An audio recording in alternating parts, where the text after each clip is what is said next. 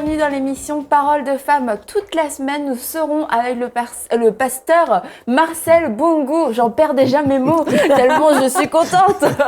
Vous allez bien, pasteur? Très bien, merci beaucoup. Alors, tout le monde a l'habitude de vous voir chanter, j'imagine. Alors, c'est rare, c'est peut-être surprenant de vous voir ici avec nous, dans Parole de femmes. Ah oui, ça, on est vrai. vraiment très, très contente de vous recevoir. Et puis, on croit qu'on va passer une bonne semaine ensemble. Et on va parler toute la semaine sur la bonté, la fidélité de Dieu au travers de votre parcours. Particulièrement, on va parler restauration, divorce, famille recomposée. On va parler de l'église locale, le ministère. On va parler de beaucoup, beaucoup de choses. Et puis, je crois que ça va vraiment vous encourager, qu'il y a un message vraiment puissant pour vous au travers de la vie du pasteur Marcel. Donc, on va commencer tout de suite. Et puis, on va pas faire l'émission en chantant, hein, pour que vous le sachiez.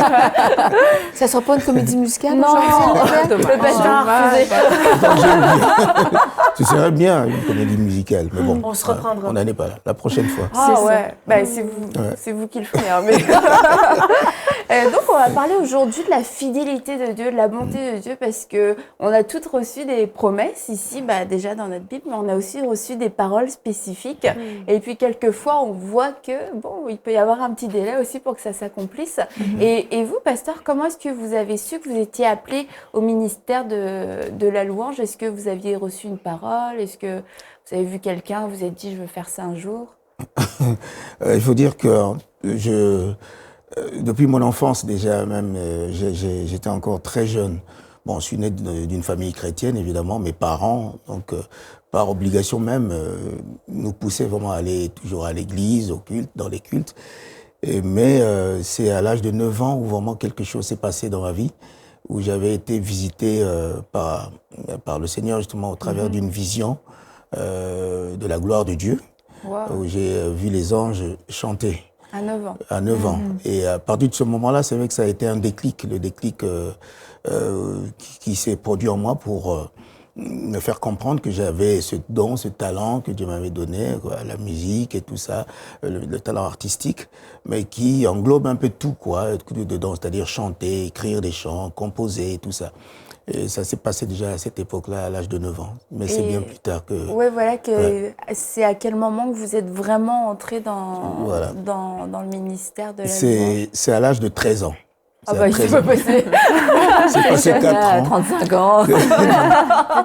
Très tôt, déjà. C'est vrai qu'à 9 ans, déjà, le problème, ce qui s'est passé, c'est que quand j'ai été touché par cette vision, j'avais tout de suite envie de chanter. Je voulais rentrer dans la chorale, mais on n'a pas voulu m'accepter parce que j'étais trop jeune. À 9 ans, donc j'ai dû attendre 4 ans. Les premières frustrations. Ah oui, c'était vraiment dur pour moi. J'ai donc dû obliger mon père. Il dit, papa, il me faut à tout prix chanter dans la chorale, mais il a beau faire négocier, mais ça n'a pas marché. Il fallait donc attendre 4 ans pour être vraiment reçu. Mais je crois que le Seigneur me préparait à cela aussi. Ça a développé le fruit de la patience. Exactement, le fruit de la patience, exactement. Et donc c'est à 13 ans où en ce moment-là, vraiment, j'ai senti le désir, le besoin, la soif de connaître le Seigneur. J'ai donné ma vie au Seigneur. Je lui ai donné ma vie à 13 ans, je me suis fait baptiser. C'était peut-être bien de ne pas rentrer dans la chorale avant, finalement. Voilà, exactement. Donc, en tout cas, en ce moment-là, donc, j'ai été aussi baptisé vraiment du Saint-Esprit. J'ai senti vraiment que l'Esprit m'avait touché ce jour-là. Et puis, à partir de ce moment-là, donc, on m'a accueilli dans la chorale à 13 ans. Et à 15 ans, j'ai commencé à diriger la chorale. Et puis voilà. Et vous saviez que vous étiez... vous vous rendiez compte à cet âge-là l'ampleur qu'allait prendre votre ministère? Non, je ne pouvais pas imaginer ce à quoi je m'attendais. En tout cas, je ne pouvais pas imaginer parce que déjà, à 9 ans, d'abord pour moi-même, la vision, je ne pouvais pas comprendre ce que ça représentait pour moi. C'est ma mère qui m'a même informé, elle a dit que oui, c'était ce que tu as vu, parce qu'elle a vu, elle a eu la même vision quand je l'ai appelée pour venir voir ce que j'avais vu. Elle a vu la vision, elle a aussi entendu le chant que chantaient les anges. C'est elle qui m'a dit que c'était les anges de Dieu. Et en ce moment-là, j'ai vraiment senti que je devais chanter, j'avais vraiment envie de chanter. Mais je ne savais pas où ça allait m'emmener, en tout cas. Je n'étais pas conscient vraiment de l'ampleur de ce que ça représentait. Et vous comment vous avez découvert ce à quoi Dieu vous appelait? Vous l'avez pas encore découvert? Dieu travaille d'une manière vraiment mystérieuse. Mais des fois, on pense que Dieu va nous conduire dans quelque chose dans lequel on a intérêt, mais c'est pas nécessairement de cette manière-là. Et c'est au fil... je crois que c'est à force d'obéissance, comme on obéit, Dieu nous conduit vraiment dans ses plans. Et à chaque pas qu'on prend, Dieu nous révèle quelque chose de nouveau. Exact. Et il n'y a pas de foi si Dieu nous disait à l'avance tout ce qu'on va faire, tout ce qu'il va faire pour nous, dans tous les chemins, il va nous conduire. On ferait « Oh, wow! » On doit prendre des pas de foi et lui va nous révéler un pas à la fois. Comme pour vous, c'était vraiment progressif pour vous, pasteur. Et Dieu vous a conduit dans des chemins totalement inimaginables pour vous quand vous étiez jeune. Et puis moi, j'aurais jamais pensé faire ce que je fais aujourd'hui. J'étais une petite fille extrêmement timide. La dernière chose que je voulais faire, c'est de parler à des caméras et devant une foule. Ça tombe bien. Ça tombe bien, oui. Ça fait juste prouver que c'est Dieu qui qualifie, c'est Dieu qui dépose l'appel dans le cœur des gens et c'est lui qui dépose son onction et c'est lui c'est ça qui nous transforme pour faire. Et tu peux témoigner de la fidélité de Dieu dans tout ce parcours-là, entre le fait de le moment où tu étais une petite fille très timide et aujourd'hui, est-ce que c'est la fidélité de Dieu qui t'a porté? Oui, certainement, parce que on peut pas s'imaginer, Dieu peut pas nous appeler sans nous équiper. Donc, c'est certain que des fois, ça peut donner le vertige lorsque Dieu nous appelle à faire quelque chose qui sort vraiment de notre zone de confort. Sauf que j'ai expérimenté la fidélité de Dieu dans plusieurs domaines parce que Dieu m'a équipée pour faire ce que jamais j'aurais voulu faire, pour quelque chose que j'aurais jamais voulu faire ou que j'aurais jamais pensé faire ou que je ne pensais jamais être capable de faire. Donc, Dieu est fidèle. Genre diriger la louange pour la première fois. Genre. D'ailleurs, au passage, je vous encourage, si vous ne l'avez pas encore fait, à regarder l'émission Hosanna où Mathilde chante. C'est vraiment une super émission et vous allez passer un vrai moment. C'est pas une émission musicale, hein, c'est pas top, je sais pas quoi, top musique. C'est une émission d'adoration pour être dans la présence de Dieu et on vous encourage à la regarder. Il y a juste à vous laisser plonger dans la présence de Dieu. Donc vas-y, continue Mathilde. Voilà, hein, c'est ça. On a tous un parcours différent, mais comme on obéit à Dieu, c'est dans l'obéissance qu'on peut vraiment voir sa fidélité. Et je suis certaine que vous pouvez en témoigner, Pasteur Bungu. Vu que vous ne connaissiez pas votre avenir quand vous aviez 9 ans, vous ne saviez pas où Dieu vous amènerait. Exactement. C'est vrai que même après avoir vécu ces expériences-là, je me rendais compte qu'en fait, à chaque moment, même grandissant, je voyais qu'il y avait des choses qui se passaient dans ma vie. C'est-à-dire que je voyais comment Dieu me positionnait justement pour me montrer justement qu'il m'appelait à le servir, dans le sens où, vu même simplement de la musique, même comment je faisais la musique alors que je n'avais jamais appris des cours de musique, je n'avais jamais appris le solfège, je ne connaissais rien de tout ça. Et qu'à chaque fois que je voyais que Dieu me conduisait, je voyais comment il était fidèle pour me conduire là où il voulait me conduire dans tout cela. J'ai une chorale, par exemple, sans avoir appris une note de musique, et je composais, je faisais des harmonies, des chants. Ça, c'est la fidélité de Dieu. Moi, c'était vraiment, c'était pour comprendre que oui, Dieu est fidèle vraiment dans tout ce qu'il fait. Et dans sa fidélité, vous avez vu aussi, vous avez sûrement touché au surnaturel parce que diriger une chorale sans connaître une seule note de musique et faire des harmonies par le fait même, c'est vraiment quelque chose de surnaturel. Mais c'est un talent vivant, mais ça peut être intimidant. Tu sais, quand on entend un témoignage comme ça, et peut-être que nos auditrices, elles se disent, mais moi, j'ai pas eu des promesses aussi grandes, j'ai pas eu comme ça un dépôt de talent aussi glorieux. Hein. Et c'est vrai qu'on entend des fois des témoignages. Je me souviens d'un témoignage que j'avais lu sur une missionnaire qui avait reçu un appel, elle avait 7 ans. Une autre qui est devenue une grande prédicatrice, à 8 ans, elle prêchait déjà avec beaucoup d'aisance, d'assurance, visitation de l'esprit, enfin, des choses glorieuses. Et quand on est, j'allais dire, dans la moyenne et qu'on n'a pas reçu un appel avec autant de dépôt de talent, on peut se dire, est-ce que moi, il y a des promesses pour moi? Il y a des gens qui se posent la question, puis peut-être qui en conçoivent un peu d'amertume, en disant, mais moi et moi. Et en fait, il y a vraiment 2 façons de faire, et on le voit. Il y a quand Dieu prépare précocement quelqu'un à un service particulier comme vous. C'était clair dès le début, il y avait vraiment quelque chose que Dieu déposait. Puis il y a un autre parcours qui est aussi valable, qui est que Dieu, comme tu disais Mathilde, va former petit à petit. Et la promesse va se dévoiler petit à petit. Et les compétences vont s'installer petit à petit. Il n'y a pas de meilleur chemin puisque Dieu est glorieux et Dieu est souverain. Donc ça, entre les mains de Dieu, c'est pas parce qu'on est moins bon, plus doué, ou je ne sais pas, tout nous vient de Dieu, toute grâce excellente nous vient de Dieu. Ce qui fait qu'on n'a pas de questions vraiment à se poser là-dessus.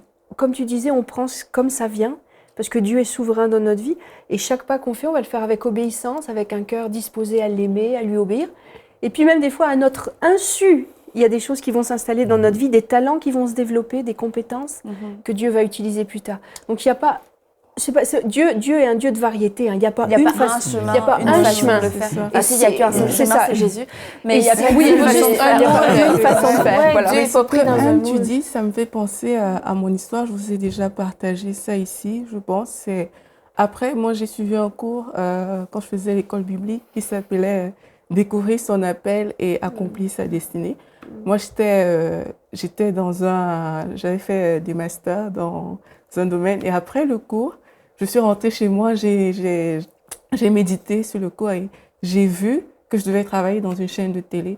Mais à l'époque, je ne savais même pas que je devais travailler en scène. Moi, j'étais très, très loin de ces réalités-là. Je n'étais pas au Canada, j'étais à Bruxelles.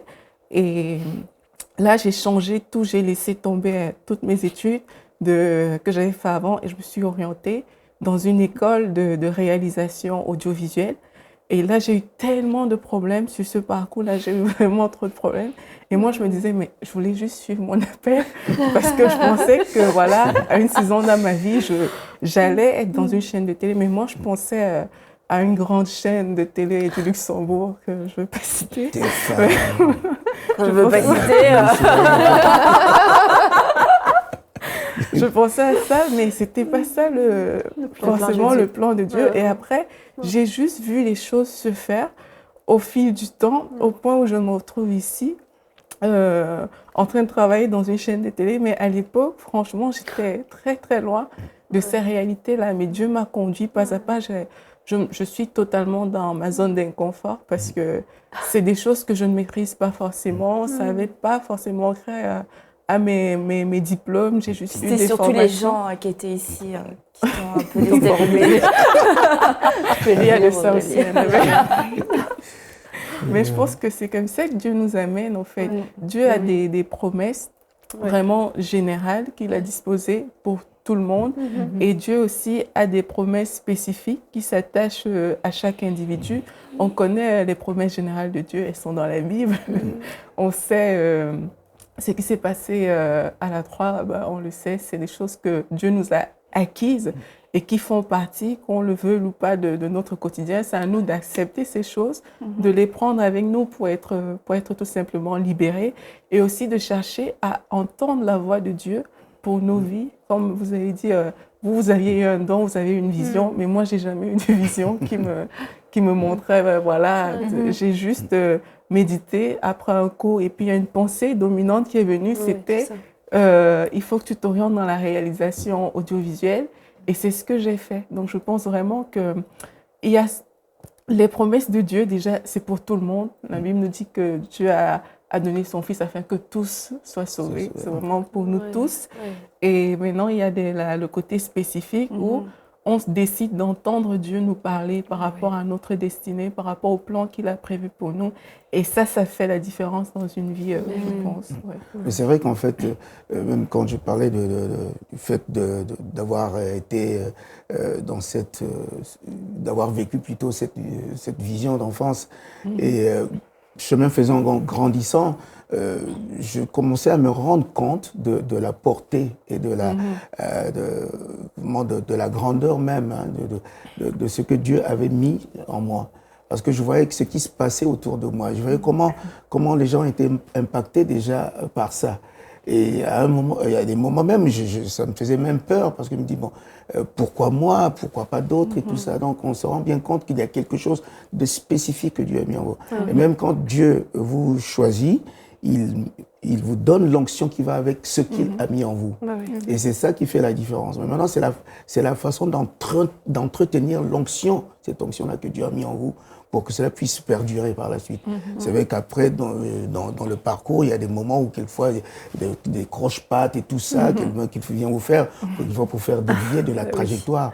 Mais ce qui est important, c'est de s'attacher vraiment à la vision, s'attacher justement à la promesse de Dieu, qui vous permet justement au fur et à mesure justement de marcher dans cette fidélité, la fidélité de Dieu, et qu'il accomplit justement ce pourquoi. Est-ce que vous, il y a eu des moments dans votre parcours où vous avez été tenté, où on vous a tenté de vous dévier de la destinée de Dieu? Oui, bien sûr. Oh là là, il y en a eu, surtout en tant que... C'est vrai que surtout dans ce domaine artistique, musical, c'est vrai que ça ne manque pas. J'ai eu évidemment des propositions, alléchantes, des choses qui pouvaient faire de moi aujourd'hui, je ne sais pas comment, une superstar dans le monde et tout ça. Mais c'est là où je vois encore comment Dieu était fidèle vraiment pour me conduire, pas à pas, pour me garder justement dans la lignée de ma destinée. C'est ça surtout. Et qui fait que je voyais, on me proposait même de me faire passer par des grandes maisons de production, par exemple, faire des enregistrements, me proposer de l'argent, toutes ces choses-là. Mais pour vraiment me dévier, en me disant même que, écoute, ton Jésus là, laisse-le un peu de côté, chante autre chose, tu verras que tu seras vraiment meilleur. Mais non, Dieu me conduisait, Dieu me gardait, et j'étais vraiment, je m'accrochais à l'importance, à ce que, et je me souviens encore chaque fois, même, quand j'essayais même de penser à autre chose, à dire non, je dois faire autre chose pour essayer un peu, et ça me ramenait à cette vision. Et quand ça me ramenait à cette vision, je pleurais parce que c'était tellement fort pour moi de dire que c'est là le point de départ. Et donc de voir comment Dieu vraiment veut accomplir les promesses qu'il a mis en toi pour que cela puisse, que tu puisses comprendre qu'il t'a choisi vraiment pour quelque chose de spécifique. Moi, je trouve ça extraordinaire que cette vision-là vous a vraiment marqué à un tel point que c'est ça, dans le fond, qui vous a gardé à plusieurs reprises de dévier ou même d'accepter les offres alléchantes, parce que le diable, et là, il rôde, il cherche une proie à dévorer, et le diable veut toujours essayer de nous voler notre destinée, dans le fond, notre destinée la destinée que Dieu a prévue pour nous. Mais je me demande, parce que en fait, c'est pas tout le monde qui a qui a une vision pour les rattacher comme ça. Qu'est-ce que vous diriez, dans le fond, aux gens qui nous écoutent parler de la bonté, de la fidélité de Dieu? Si on n'a pas une vision, je veux dire, la persévérance, comment vous voyez ça, la persévérance dans le Seigneur? Parce que ça fait une 50aine d'années que vous servez Dieu. C'est pas peu, c'est vraiment une grâce spéciale. Ben, il faut dire que c'est vrai que déjà la parole de Dieu qui dit « Cherchez d'abord le royaume et la justice de Dieu. Tout vous est donné. » Donc pour moi, cette parole-là a été aussi vraiment comment on appelle ciment. Voilà, le ciment à quoi je m'attachais. Chercher d'abord le royaume de Dieu. Voilà, le roc. Et souvent, quand je me dis, mais bien sûr, j'ai besoin de ceci, j'ai besoin de cela, j'ai besoin, par exemple, de me marier, il faut que j'aie une maison. Il y a toutes ces choses-là. C'est normal que je puisse avoir besoin de ça. En même temps, quand je me dis, chercher d'abord le royaume de Dieu et sa justice, c'est quoi? C'est d'abord obéir, justement, à la pensée de Dieu, obéir au principe, justement, de Dieu. Faire sa volonté d'abord, c'est ce qui est important. Et cela, après, Dieu fait ce qu'il veut faire avec toi. S'il veut te faire devenir riche, il va te faire devenir riche lui-même. Il sait pourquoi. Il va te faire devenir riche. Non pas pour toi, mais c'est pour sa gloire. Donc, pour moi, c'était important que je me focalise. Ce qu'il y a de plus important, c'est de rester accroché à la source, à lui, pour faire sa volonté. Chanter, mais pourquoi chanter? Non pas pour chanter, pour faire plaisir aux gens, mais chanter pour élever son nom, pour proclamer la bonne nouvelle. Il y a eu des moments où vous étiez, on a parlé des tentations, mais il y a eu des moments aussi où vous étiez découragé au point où vous vous êtes dit je veux tout arrêter, c'est trop difficile, c'est trop compliqué. Et qu'est-ce qui vous a relevé à ce moment-là? Mais ce qui m'a relevé, c'est en fait, c'est de savoir toujours que bon, premièrement, d'abord, c'est vrai que mon éducation, déjà de base, l'éducation de base, l'éducation dans la foi chrétienne, a fait que je voyais même comment mes parents ont vécu dans la foi chrétienne et je voyais comment ils étaient toujours solides malgré les épreuves de la vie. Et ils s'accrochaient, je voyais comment même ma mère me prenait toujours avec lui pour prier. Je voyais que c'était important la prière. Et je voyais tout cela, je dis mais c'est là, je voyais que la force c'est là. Alors si je lâche ça par rapport aux épreuves, ben, je serais perdu. Donc c'est à ça que je m'accrochais. Je m'accrochais à cette idée-là de dire que mais qu'est-ce que je ferais si je lâche ce côté-là. C'était ça ma source, c'était ça ma vie. Et chaque fois je me rendais bien compte que si je laissais tomber ce côté-là, à un moment même, il y a des moments même où je me laissais un peu qu'il faut aller, mais je voyais les conséquences que ça causait dans ma vie. Vous avez essayé. Voilà, j'ai essayé, bien sûr que j'ai essayé. Et je voyais ce que ça produisait dans ma vie, les conséquences. Hein, mais je revenais toujours. Je revenais toujours à la source. C'est-à-dire que quand on a une promesse, un appel aussi fort, il ne faut pas que la promesse et cet appel prennent la place de Dieu. Voilà. Ouais, C'est une tentation aussi. Exactement, c'est une tentation. C'est une aussi, tentation. Et comme vous le disiez, le verset clé, c'est chercher d'abord le royaume de Dieu et sa justice. Et ça, c'est vrai pour tout chrétien. Celui qui a une promesse particulière, un appel particulier, et puis tout le monde. Hein, on est tous amenés à vraiment chercher le royaume de Dieu et sa justice avant tout le reste. Et c'est ça qui vous a gardé, et c'est ça qui garde n'importe qui, parce que de toute façon, on sait que le diable tricote pour nous faire déraper de notre route, quelle qu'elle soit. Et d'autant plus si c'est avec un tel impact enfin, de dire votre ministère a énormément d'impact. Donc, l'ennemi va tricoter bien en amont pour essayer de faire déraper la personne. Et dès que... Il y avait un ami qui m'avait dit une fois, l'ennemi préfère piétiner un bébé bulldog que d'attendre qu'il grossisse trop et qu'il devienne dangereux. Et quand il voit un appel sur un enfant ou sur un jeune, il va essayer de tout faire pour le dévier de sa route en le tentant, comme vous disiez, de lui mettre des tentations d'argent. De toute façon, l'ennemi joue toujours là-dessus, sur la cupidité, sur le besoin de gloire, de reconnaissance. Toutes ces choses-là, il va jouer avec ça. Et ce qui tient ce qui tient le cap, vraiment j'allais dire le phare dans la nuit, là, ça va être chercher d'abord le royaume de Dieu et sa justice. Mais c'est pas évident. C'est pas évident parce qu'on a des moments de faiblesse, parce qu'on est humain. Est-ce que vous pouvez dire, pasteur, que dans le fond, le fait d'avoir reçu des promesses de Dieu, vous avez dû vous appuyer sur sa parole, les arroser pour vraiment entrer, poursuivre l'appel que Dieu... Qu'est-ce que la parole a joué dans le fait que vous êtes là où vous êtes? Vous avez été propulsé, vous êtes un des chanteurs gospel dans la francophonie les plus connus sur la planète. Vous avez parcouru le globe. Je dis, qu'est-ce que la parole de Dieu, c'est quoi son rôle a joué pour vous dans l'accomplissement des promesses? Exactement. Déjà, il faut comprendre que la parole de Dieu, c'est la source de vie. Donc, pour moi, c'est vrai que heureusement encore, comme je disais tout à l'heure, que par mes parents, c'est vrai que je bénis vraiment mes parents, même s'ils sont déjà auprès du Seigneur, ils sont dans la félicité de Dieu, mais c'est vrai que ils m'ont beaucoup apporté par rapport même à l'enseignement de la parole de Dieu. Et je me suis rendu compte que si je ne connaissais pas la parole de Dieu, je serais perdu. J'étais facilement, j'aurais dévié facilement. Je me souviens encore des anecdotes. Par exemple, une fois, je me suis retrouvé dans un contexte où on était, comment on appelle, invité par des amis dans un groupe. Et c'est un groupe, ils parlaient de groupe de prière. En fait, c'était pas un groupe de prière, c'était une secte. Et cette secte, bon, sans vous le cacher, c'était la secte Moon. Et à ce moment-là, ils étaient en train de nous parler des choses et tout ça. Ils commençaient à parler justement de Jésus.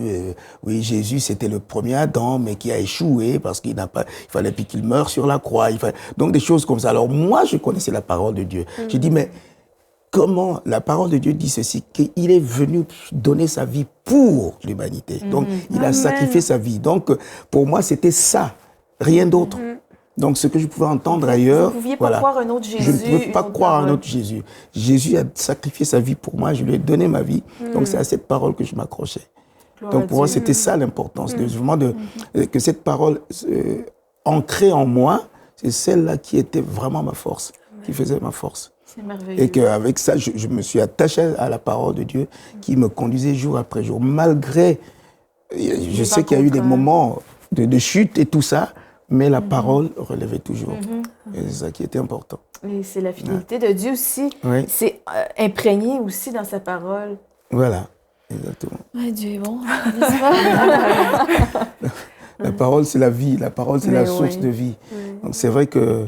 Et, quand le Seigneur dit, la parole, vous connaîtrez la vérité vous affranchira. C'est vrai que c'est cette vérité-là qui, une fois qu'elle vous a franchi, vous marchez malgré les situations, malgré les souffrances, que vous pouvez avoir des moments de faiblesse et tout ça. Mais accrocher à la parole, elle vous relève. C'est notre sécurité. Puis c'est vrai que on dirait que plus on approche dans les temps de la fin, plus les siècles passent, plus on va être tenté justement de négliger cette place de la parole de Dieu. C'est vraiment bien que vous rappeliez ça, parce que c'est un élément essentiel dans l'accomplissement des promesses. Puis c'est bien d'écouter des prédications, c'est bien de faire de la louange, mais lisez la parole de Dieu, parce que c'est ça qui vous tiendra au moment de l'épreuve. Quand Jésus a été tenté dans le désert, il répondait « Il est écrit ». Il est écrit. Exactement. Il est écrit. Mais si tu es tenté et que tu ne connais pas ce qui est écrit, ben, tu ne pourras pas relever en disant il est écrit. Donc c'est vrai pour toutes nos vies, pour tous nos plans de vie, pour garder le cap, il faut connaître la parole de Dieu. Et on ne la connaîtra pas si c'est de la deuxième ou de la troisième main. Il faut que ce soit de la première main. Et on a une Bible, on sait lire, alors on l'ouvre et on la lit. Amen. On la grave dans nos cœurs, on la mémorise, on en fait ses délices. S'il vous plaît, faites-vous des post-it, mettez-les sur votre frigo, dans votre voiture, dans votre salle de bain. Mais non, mais c'est ça, et c'est merveilleux que vous l'illustriez si bien. C'est ça, la parole et la vie. C'est ça qui nous garde des fausses doctrines, c'est ça qui nous garde des tentations, c'est ça qui nous garde des chutes, c'est ça qui nous garde du découragement. C'est notre perle. Alors, lisons-la. Et je le dis à moi-même aussi. Mais merci beaucoup, Pasteur Marcel. Et puis, comme on l'a dit dans l'émission, tout le monde n'a pas reçu un appel de chantre ou un appel pour travailler dans une télévision chrétienne. Mais en tout cas, c'est certain que Dieu a des promesses pour vous. Et il est écrit que celui qui a fait la promesse va aussi l'accomplir. Donc, on croit avec vous que Dieu va l'accomplir. Et puis, le pasteur a dit qu'il est passé par des moments difficiles, des moments de découragement, des moments de tentation aussi, d'abandonner ou de prendre le mauvais chemin. Mais sachez que celui, qui a fait la promesse peut l'accomplir, et ce malgré nos faiblesses, malgré nos manquements. Ce n'est pas sur nos mérites, sur nos performances. Dieu est vraiment bon. Et ne soyez pas juste découragés parce que vous avez failli dans une étape de votre destinée. Vraiment, Dieu est bon. Dieu veut vous relever. Et je crois qu'au travers de toute cette série, c'est ce que Dieu va faire dans votre vie. Alors, ouvrez votre cœur. Et demain, on va continuer. On va parler de la restauration parce que le pasteur Marcel est passé aussi par des temps difficiles dans sa vie personnelle. Et on va voir comment Dieu l'a relevé. Alors, on vous dit à demain pour une prochaine émission de Paroles de Femmes. Envoyez-nous votre témoignage à paroledefemme@enseigne-moi.com.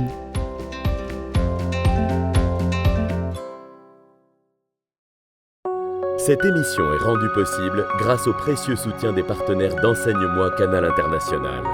Retrouvez tous nos programmes sur emcitv.com.